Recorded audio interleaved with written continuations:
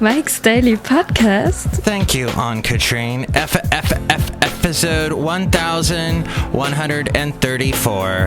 Hi, I'm Mike Matthews, broadcasting from Cafe Anyway, located somewhere in Podcastro Valleyton. Today, we hear from Benita, the Disgruntled Fiddle Player, the Brewmaster. Plus, we will bring Mike's Daily Podcast. How dare you talk over me? Sing over me.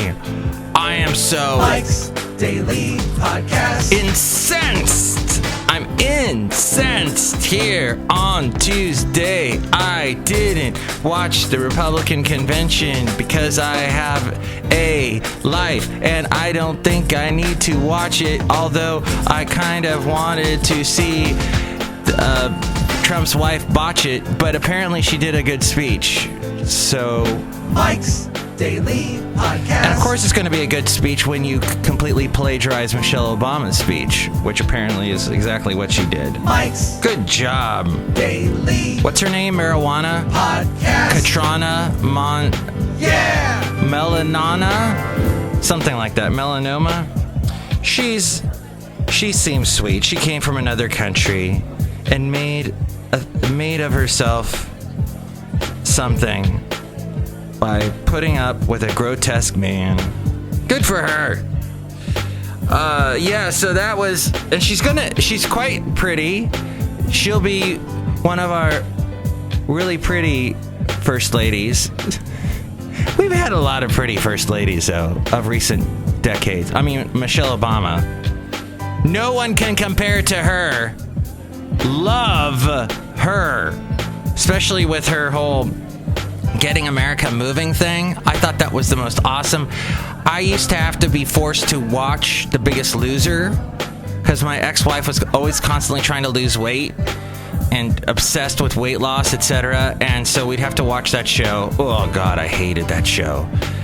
And they did this one thing where they went to Washington, D.C., and these, fat Midwestern people trying to lose weight, bless their hearts, they meet Michelle Obama, and they're like, oh my gosh, I'm a Republican, but she's so nice. And she got him working out and dancing and stuff. The worst thing about Biggest Loser was that they used to have, who was that pedophile from Subway? Oh, look who just walked in. Hi, Mike. It's Benita, the rodeo queen. How y'all doing? It's a Disgruntled Fiddle Player. Tell you what. What? I believe you are referring to Jared.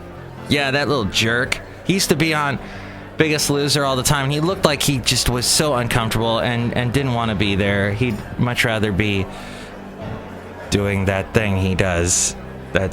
Now he's in jail, serving time. And maybe men are doing things to him well, we won't go into that. I would not want to go into talking about Scott Baio, but I guess I have to because he was at the Republican National Convention yesterday.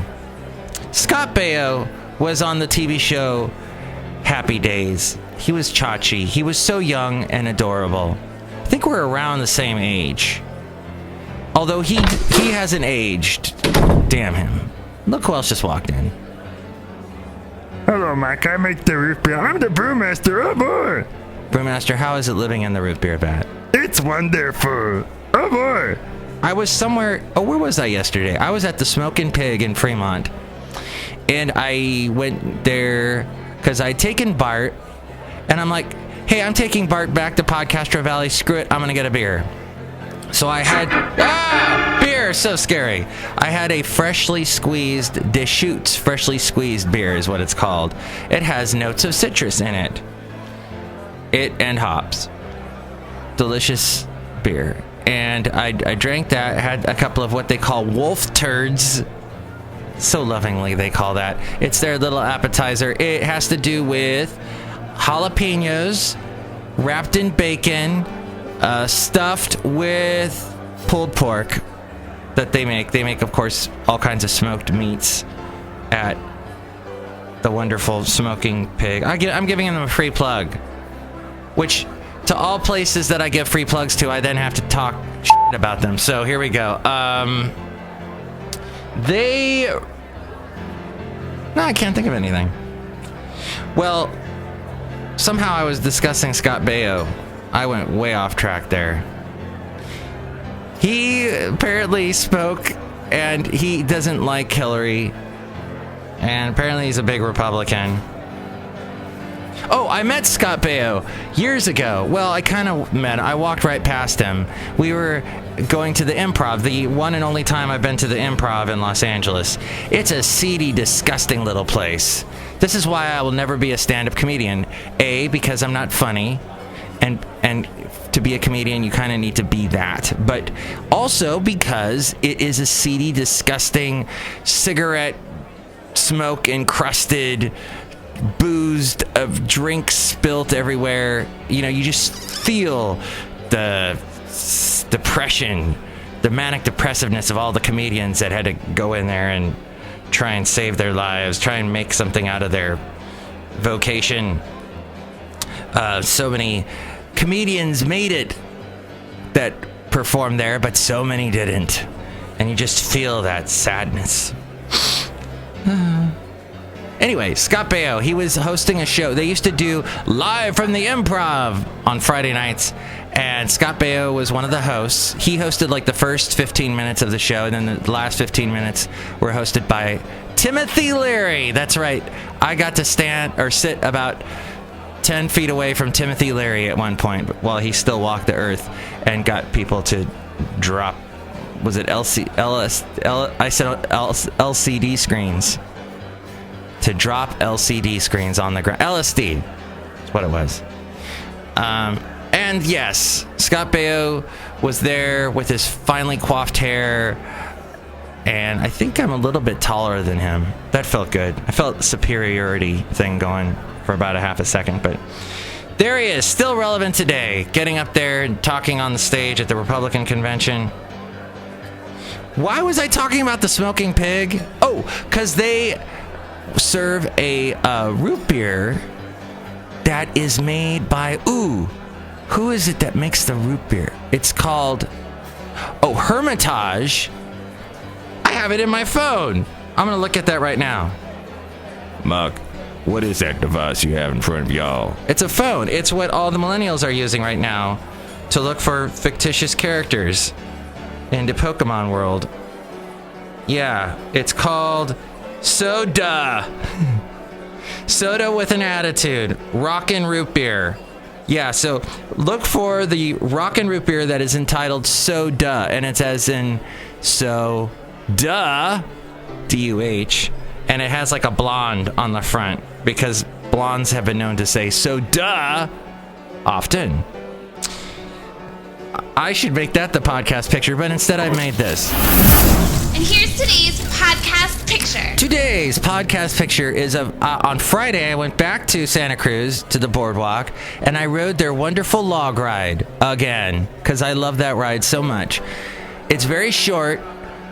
You get very wet, but it's very cool because it's a flume ride, and they've basically built huge stilts that have the flume up on top, and you're several stories above the ground. I would say like 10 or 12 stories at least. You're high up, and you get to see that lagoon down there, and I took a picture of that. I happen to have my phone, this wonderful device, this Disgruntled Fiddle Player that I have in front of me. It looks like witchcraft. It's a fantastic, it helps me with so many things. So, yes, but I'm not holding up. I got off of BART yesterday in Podcastro Valley as I then traveled home after having wonderful wolf turds and beer. And I'm heading home. I'm at home, and then I'm home. But first, on the way home, I'm at the Podcastro Valley Village, and everybody that was walking around the village, young and old, but mostly young, had a smartphone in either the right or the left hand, and they're all staring at it. And I did walk past a couple of millennials that were all of them with their smartphones out, and they're talking to each other, and they're saying, "Hey man, it's good to see you again. It's been a long time." "Yeah, it's good to see you." They're not even looking at each other. How are they even seeing each other? And they have their stupid smartphones out. I don't know if it's because of the Pokemon Go, Here's my theory about Pokemon Go, though. You millennials that think you're so cool with your Pokemon Go, all you're doing is the millennial version of the guy on the beach, the old guy with the metal detector. You're walking around trying to find stuff with your weird headphones on, listening for only you're looking at a screen. That's all you are. Get a life is what I'm saying. But it's good now. I was talking with my roommate. It is good that they're getting out, these millennials, and walking around. It's good. Walking is good. I can't say enough good things about the goodness of walking. How about you, Benita? Do you like to walk? Oh yeah, I do it all the time in my yoga pants. In fact, I want to do that right now. Bye, yoga sucks. I don't know why she just dissed yoga just then. That makes no sense. Mike'sDailyPodcast.com is where you can go to find all the interesting things, the past podcast pictures. You can see pictures of all the Cafe Anyway characters as well. And you can help support the show through that Amazon link. Click on that and buy whatever it is you're going to buy on Amazon. That helps us out. You can also get a special greeting from all the Cafe Anyway characters if you donate through the PayPal. And you can hear past interviews I've done with interesting artists of all sorts, musicians, talk to all kinds of interesting people. All those links there at Mike'sDailyPodcast.com. So today, we're gonna do a news segment. Are we gonna do a Marco Minute? Let's figure that out right now. Wow Schatz Wow. Oh my, it's a Wow Schatz Wow segment. Okay. My mom, when I tell her something that surprises her, since she's German and she's called me Schatz since I was a little kid, that's sort of a German thing. She goes, Wow Schatz Wow. My mom lives in Daytona Beach. Daytona Beach had an earthquake recently, which is unbelievable. That's like my mom never thought she'd have to feel another earthquake again. She moved because I forgot to mention this. So she moved from Germany to California in 1962. Had me in 68. I grew up in California. She raised me, of course. Then when I was in my 30s, about 12 years ago or so, she said, hey, I'm going to move to Florida. It's cheaper. There's a lot of sun, less traffic, nicer people. I'm sick of California. I'm sick of LA, because we were living actually in Ventura, which is about an hour north of LA. But she was just tired of the whole Southern California thing. And she's like, I'm moving to Florida. So she did that, and she's been there ever since. I go and visit her from time to time. I'm due to visit her soon. Need to go there. Well, this is interesting because this has to do with oh wait, no, that's not the name of this segment. It's Wow Schatz Wow. Wow this about earthquakes. The gravitational tug between the sun and moon is not just a dance of high and low tides. It can also trigger a special kind of earthquake close to where I am in Podcastro Valley, Mont. We have the San Andreas Fault. This phenomenon has fascinated scientists for years. Like sea levels, the surface of the Earth also goes up and down with the tides. Yes, the surface of the Earth. Flexing the crust and stressing the faults inside. Further study found that during certain phases of the tidal cycle, small tremors deep underground, known as low-frequency earthquakes, were more likely to occur. The U.S. Geological Survey, one of their geophysicists, said the fault is super weak, much weaker than we would expect, given that there's 20 miles of rock sitting on top of it. Nicholas van der Elst said this, who works for them. Studying how these low-frequency earthquakes respond to the tides can reveal new information about the San Andreas and what it might mean for larger earthquakes. I wonder who St. Andreas was. I spent 4 years in Catholic high school. I don't know that. Maybe if I was an actual Catholic, I would know. The data offer a window into deeper parts of the fault, as much as 20 miles underground, that would otherwise be inaccessible. Scientists first discovered these deeper tremors on the fault about 10 years ago along a particular sensitive section in Parkfield, California, where the San Andreas transitions from its northern section, where it's gently releasing tectonic energy, to its southern portion, which is locked and capable of producing the big one. For his most recent study, Vander Elst and his team looked at about 81,000 low-frequency earthquakes from 2008 to 2015 along the Parkfield section of the fault and compared it to the 2-week tidal cycle known as the fortnightly tide. Dude, you're gonna get surf the fortnightly tide, man. It's like so cool. Yeah, ma. Brah. They found that these earthquakes were most likely to occur during the waxing period when the tide was getting bigger the fastest. Like ocean tides, the strongest earth tides occur when the sun and moon are aligned, and the weakest occur when they are 90 degrees apart. The same gravitational force stretch and compress the Earth's crust, though the rock moves less dramatically than seawater. Some faults are more susceptible to tidal triggering than others, such as offshore faults like the Cascadia subduction zone that's off the Pacific Northwest coast.